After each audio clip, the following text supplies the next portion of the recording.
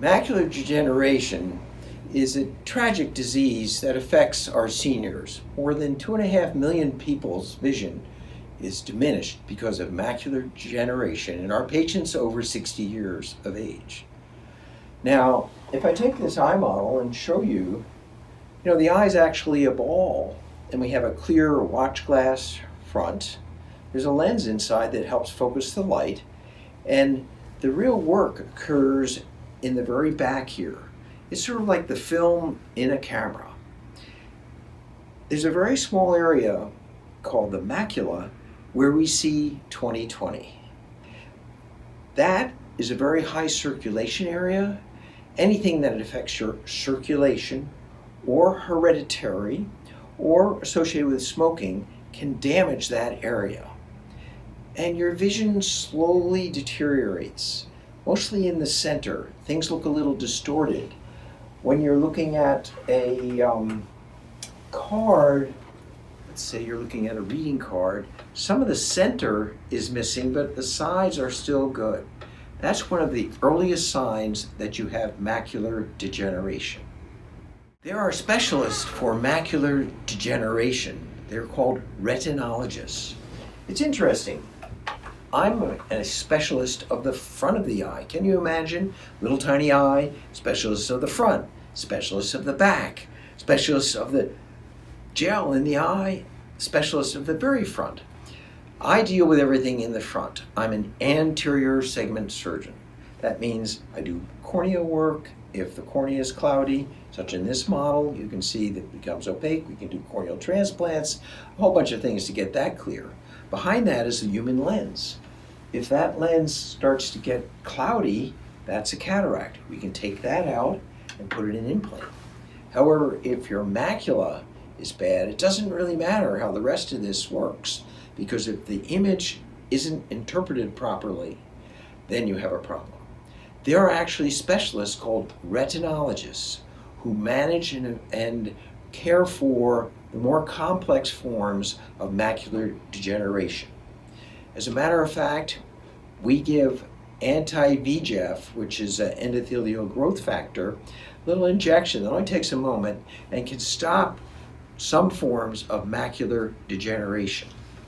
Now, one of the early signs, in some way you can actually follow your own vision, is one of the early signs of macular degeneration is a little bit of distortion in words or in this particular grid pattern. By closing one eye or the other, you can see little squiggles, and that's a disturbance in the very back of your eye and can be a very early sign of macular degeneration.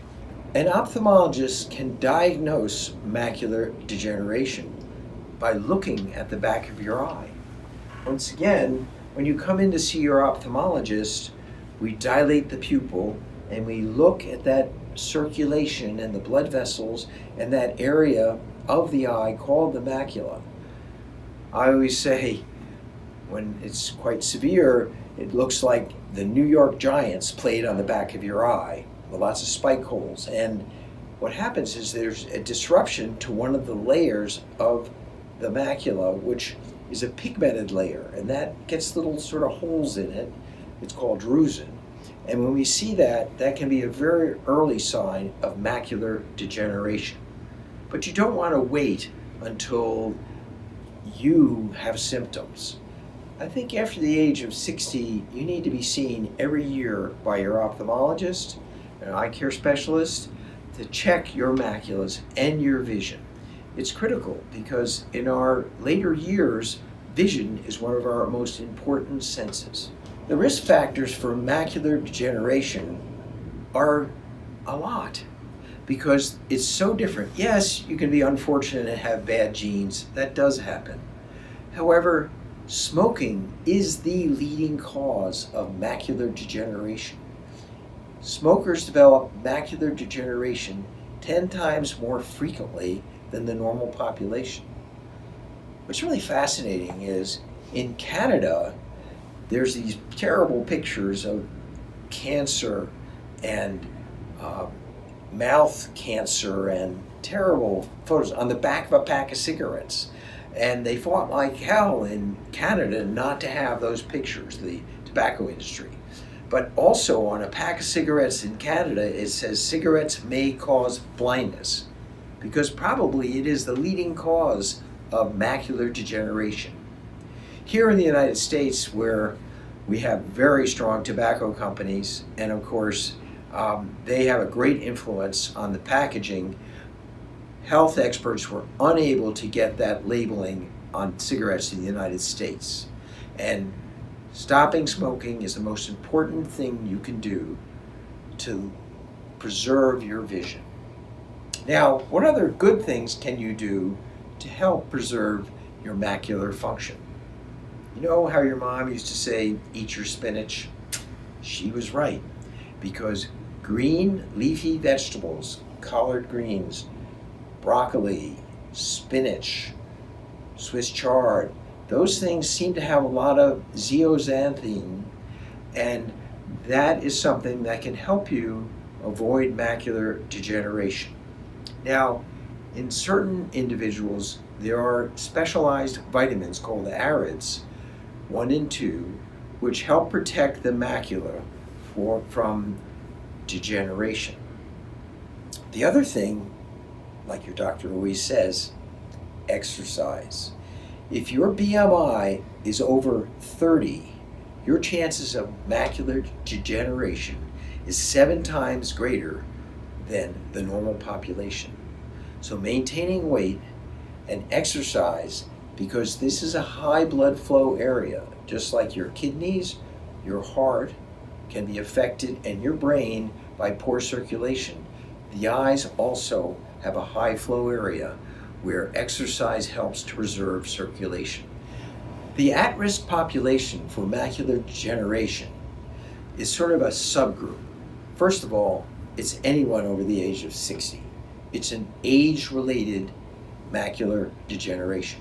There are hereditary forms, and of course dietary and things doing with your exercise and activities.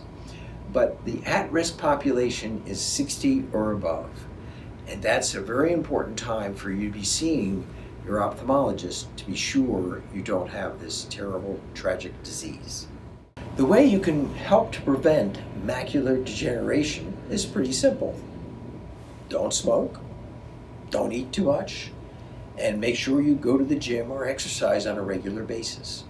There's such a myriad of diseases that are occurred by obesity, and the increasing incidence of obesity brings diabetes, macular degeneration, kidney and heart disease. The macula, that's the thing we see with, and the circulation there is so critical that anything that interferes with circulation, hardening of the arteries due to smoking, obesity, diabetes, affects your chances for developing macular degeneration. Once you have the diagnosis of macular degeneration, it is best determined, is it the wet type or the dry type? If it's the wet type, we have these incredible medications which stop the vascular deterioration and give people years of continued good vision. The dry type can be slowed by use of vitamins, the diet, weight loss, and stopping smoking. There are several things that work, and these are best done by a retinologist, a specialist of the macula. And not only are there retinologists, some do uveitis, some do retinal detachments, and there are truly macular specialists.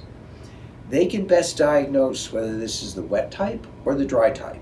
If it's the wet type, these anti-VEGF, anti-vascular proliferation medications can help. Diabetes and careful control of your diabetes can have a positive effect, and weight loss and exercise. It's the same too. Once you have the diagnosis of macular degeneration, it's extremely frightening. When we first note that in patients, we sort of take an inventory. Like, do you need to drive? Do you need to drive at night? What's your living situation? Are you living on your own? Because macular degeneration only affects the central vision, or 20/20 vision.